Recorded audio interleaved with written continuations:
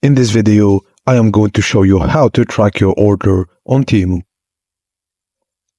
Open the TEMU app on your device and make sure you're logged in. Navigate to the bottom menu and tap on the Account or Me section. Here, you'll find your orders.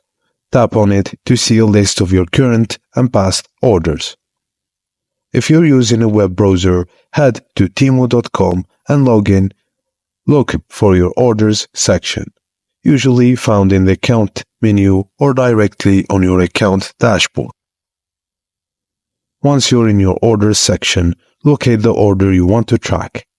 Next to each order, you'll see a Track button. Clicking the button will provide you with all the shipping details you need. After clicking Track, you'll be directed to a page displaying detailed shipping information, which includes shipping carrier, tracking number, and estimated delivery time, and last shipping status. If you notice there's no tracking number available for your order, don't worry. This usually means your order is still being processed and new by the warehouse. Allow 1 to 3 business days for processing, and TEMU will notify you once your tracking number is ready and your order has been dispatched.